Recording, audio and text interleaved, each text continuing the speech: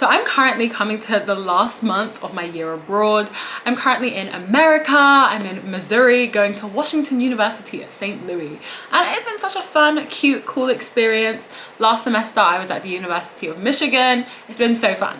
So I thought I would sit down today and kind of make an advice / encouraging video for anyone who is considering going on a year abroad, who has been secured and firmed like a place on going on a year abroad, and yeah, anyone currently on a year abroad who is feeling a little bit lost and a little bit needing of direction, because I definitely would have liked a very honest and raw video from someone who looks like me. I thought I would answer 10 questions I would have wanted to be answered before my year abroad. So whilst I do that, I'm going to be also getting ready for my cheer appearance. I'm going to go in with my LA Girl Pro Conceal in the shade Fawn. Very fun, very special. And answer the first question, is studying abroad actually worth it? With studying abroad, and especially in a place like America or just most civilized countries, there is a really extensive immigration process. So a lot of forms, a lot of financial information, and yeah, you basically have to show that you can afford going on a year abroad a lot of the time. This is not something you kind of just waltz into or kind of not really care about doing. It's something you really have to want to do. Honestly, there was a point in my year abroad process when when I was back in England where I literally was like, am I even going to be able to go? I'm someone who is not wealthy in any way, shape or form. So yeah, especially with proving the financial side and things like that, it was really stressful. So definitely be aware of that. But I would say, is it worth it in terms of the gain of going on a year abroad and my experience that I've had? Yes, 100%. I do not regret doing a year abroad at all. The way my mind has expanded, the way this experience is better than anything I could have ever imagined, truly. It's something that I think everyone should get the chance to do. To be able to live in another country and be a student. As a student, we don't realize how free we really are. Your classes kind of only take up 30 or 40% of your time there, and that's including studying and things like that. So you truly have a lot more free time than you think to get involved with extracurriculars or just go and explore where you are. It's just a great opportunity to make friends and push yourself and just step outside of your comfort zone. And who I am when I first got here to who I am now is so incredibly different. There is no way that I would have grown the way that I have and gained so much emotional maturity and confidence in myself if I didn't do this. Leaving your family and your friends and everything that is familiar to you and going to a new place, the way that challenges you and forces you to grow it's just insane, and it's just something that will never be achieved by staying at home.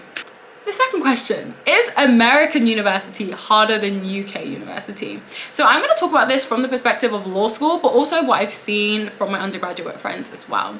The American university system is a lot more similar to what sixth form and secondary school is, in the sense that professors are quite interactive. People, they want to have a lot of contact with their students. So they use this thing called the Socratic method, which is teaching by asking questions, essentially, and active participation in class, which for me and the type of learner I am, that is incredible. I found it to be so beneficial, and intellectually I have developed insanely. But I also would say that classes aren't necessarily harder, they're just more interactive in the day-to-day. And one thing I also do want to know is that Americans don't have school breaks. School breaks during university here is very minimal. We get Christmas break, and for me that happened to be 2 weeks. I think it's meant to be maybe a couple more days than 2 weeks, but yeah. And then I had fall break, which was 2 days and then a weekend, so 4 days for fall break. And then I have spring break, which is 1 week. And then we've had a couple MLK days, or just a little one-off day here and there. And that compared to the UK, where we get the whole month, I mean, for my university personally, we get the whole month of April off and study leave. Just watch that, because you may not get as many breaks as you're used to at your home uni. So number 3, what was my living situation / accommodation like? So when I was at the University of Michigan, I lived in the Lawyers Club, which is a law school accommodation that is on campus. It was on the law quad in Ann Arbor, at Michigan. It was such a beautiful place to live. It was a landmark in the area.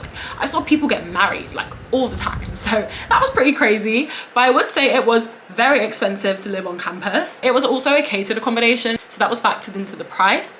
And I like $8,700 a semester. It was just insanely expensive, especially compared to the UK, where that would be paid in like a year and that would still be a very expensive accommodation. So yeah, it was scary. So definitely American accommodation generally, especially if you're on campus, is extremely expensive. So please be mindful of that, be wary of that. Living on campus was absolutely incredible. You get to know people in such an intimate way. It's such a good way to make friends. And you also get food. I was eating so well, getting my like 5 a day, like veg, fruit, like every single day, which is, you know, very good, especially when you're in a new environment. You're trying to learn everything new again. It was a really good way for me to start, like when I first came to America, to have a catered accommodation. So I was forever grateful for that. So if you can get it and you can afford it or figure out a way to afford it, I would recommend that option. Here at WashU, I'm living in an apartment, just not too far from my university. It's like a 5-minute drive. And yeah, it's pretty chill. Like my apartment is very cheap. It's like $6.50 a month. Like if you aren't in the big cities or the big like expensive states in America, housing can actually be really affordable, like even more affordable than it is in the UK. Yeah, the landlords, like I haven't had any issues with my landlord. Like he's been pretty nice. With a lot of uni towns in America, like I live in a place called University City. A lot of students like live basically where I live. So yeah, there is like a market there and they understand that people are students and they kind of look for students. So I would say like finding housing on like for apartments. I found this apartment like on Facebook. So you type in your uni and then like sublet or like let, especially if you're doing like an exchange like I did. I only wanted like the accommodation from January to May. It was like kind of hard to look for a place. But on Facebook, you can kind of do a sublet for like what semester you want. And then you can speak to people and usually you get like better pricing. And yeah, I just think it was a really effective way for us to get an apartment. So if anyone is like curious about that, then I would recommend that. As well as Reddit as well. Reddit is good, but Facebook is more up to date, I would say. Number 4, how did I afford this and was it expensive? So I was working for Doctors Without Borders or Médecins Sans Frontières over the summer. So the money I kind of made from that went into like my spending money here. But it was like my parents, I'm not gonna lie, with like affording it, as well as my student finance, like the government in England. You basically tell them, you tell SFE that you're gonna go on a year abroad and then they give you like a little bit extra money on your maintenance loan. I got like $1,000 extra. It really doesn't do much, but it helps. But there are also many different schemes and mechanisms built into the UK, especially if you do like your year abroad like with your degree. They have the Turing scheme, which basically gives you like a bursary throughout your year abroad and you have to like qualify for that. And also like we have the option to claim back our flights and our health insurance and any textbooks that we have like through SFE after our year abroad, which is like pretty nice as well.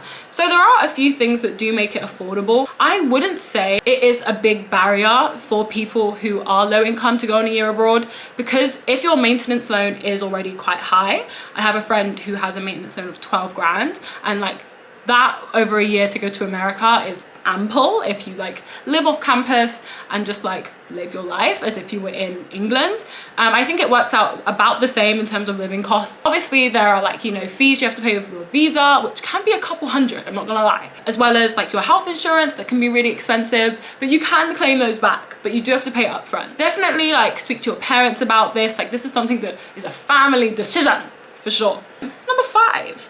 Did I ever feel out of place as a Black British student? So I'm going to speak from my perspective of being in the US. I would say if you are like a POC person coming from the UK and going to another country as a British person, people are most likely going to take to you and take well to you and be like very respectful and like okay with you as a person. People like British people, they think we are intelligent just by the sound of our voice. So that was fun. But in terms of my internal feelings, especially when I first got to Michigan, I'm an undergraduate.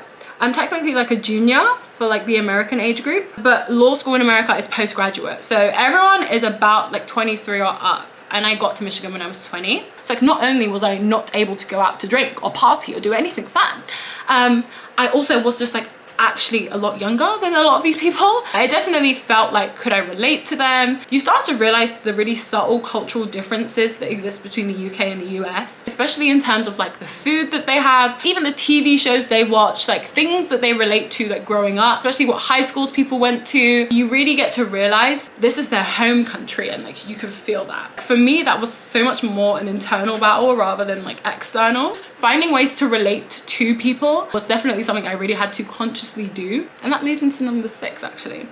Are American students actually friendly?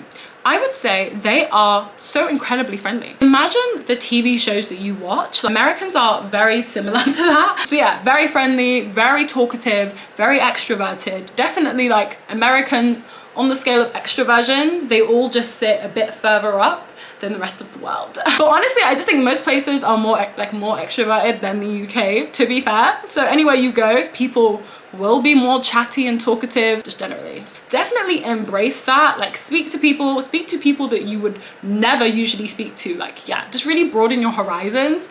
I think that's the perfect time to do that, and just have no shame. Go and speak to people, and like yeah, people take very well to that, and the people that don't, leave them. Then I go in with my Huda Beauty loose powder. Number 7. Can I actually keep up academically? This was something that I was very worried about when I came here with the postgraduate level of law school here in America. I think I kind of forgot how excited I was going to be here. My attendance has like improved so much. I come to uni basically all the time now on my year abroad, which I'll definitely bring that skill back home to England. But that in itself really helps, especially with like the interactive nature of like the law school system here. You grow so much as a person that all the emotional intelligence that I've gained, the way I've been maturing on my year abroad, all of that I've learned, like all the skills that I've learned, the way that I've became a stronger person, that all fed into my academics. Like that experience, that transformation in itself, literally I believe has made me more intelligent. I think you can keep up. I think you can keep up even better than you would at your home uni, because you kind of find this power in yourself and that confidence. Like I always believed, and like this is what I've said to myself like throughout my entire school career, you got 50% in that exam by just believing that you can do well and you can do it. It's just so important to like have that faith in yourself, especially us girlies, especially us women, especially us like POCs as well, who feel that imposter syndrome. Like I felt that heavy when I got here, when I was even at my uni at home. Like, but once you push past it, like you literally just find, like you like look at yourself like, wow, I'm like a fucking superhero. That of course adds to your academics and helps you keep up.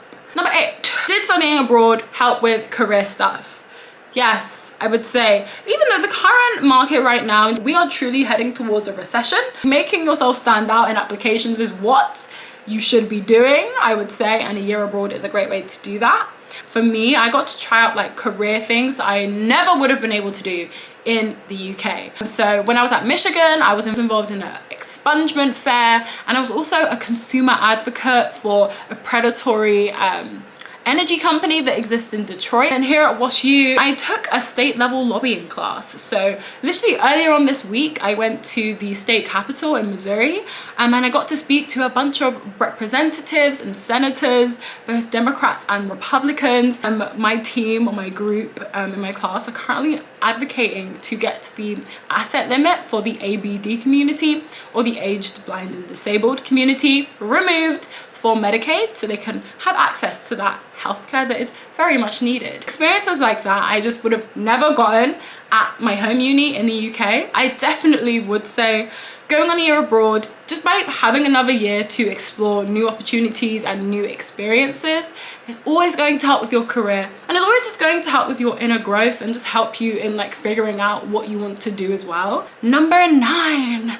Would I do it again? You know what's funny? I remember I was at my dad's birthday last year. This was like during the summer, like just before I went on my year abroad. One of my aunts was literally like, you know, you're gonna go to America and not want to come back. Like, I can see it, I can see it. And I was like, no way. Like, I was like, hard no. But me being on my year abroad has really made me think about the world as a global space. It really has made me question if I want to live in the UK, like for real. And it has definitely made me think about pursuing a master's somewhere around the world and thinking about what funding might look like. Having experience with the immigration system once, you kind of get a hold of what it is, what's going on, the fact that it is actually quite easy to go around the world, especially as a student, and learn. So yeah, it has made me consider that as a viable path for me when I graduate, and it's something I'm definitely going to look more into, which is incredible. I just never would have thought that I would be open to doing something like that, like a master's in a different country, maybe America, we don't know. I definitely would do it again. That's how incredible it has been. And yeah, I'm not going to show you my blush because I literally broke it, but just know I use this blush. It's like a studio liquid blush. Yeah, I just use it on my face. Oh shit, I got it on my eyebrow. I like broke the lid recently, so now it's just real go. I just like putting blush on my face. I think it adds like life back into my face. Like blood is flowing, brain cells are moving about. And then I'm just gonna go in with my Rosy Lips Vaseline. Vaseline sponsor me. I love you so much. You make the world go round. Giving.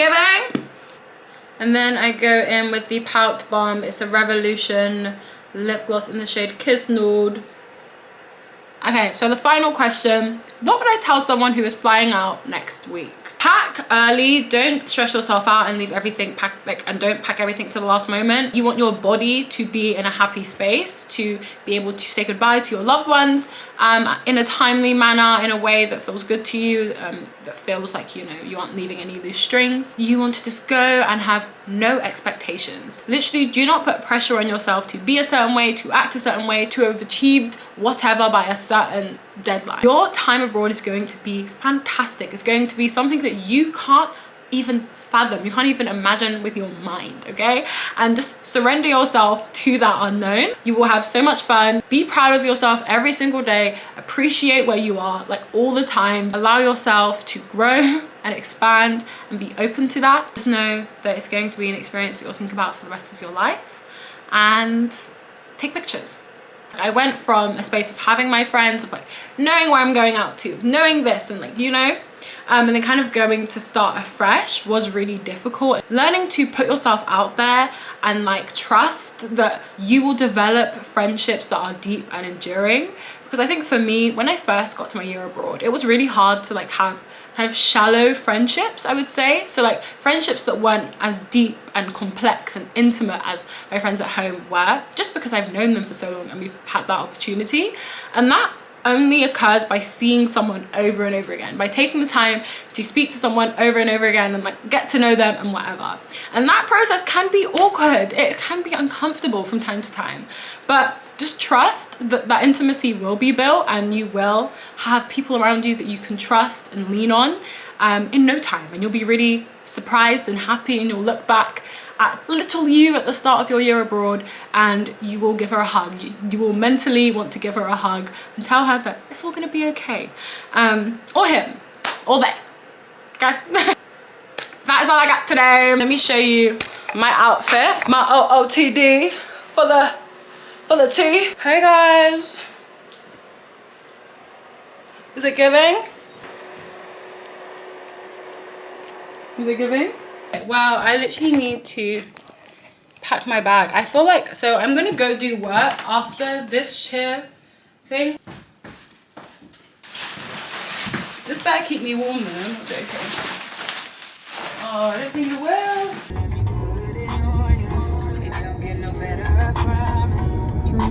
Cherish this moment, you have been chosen for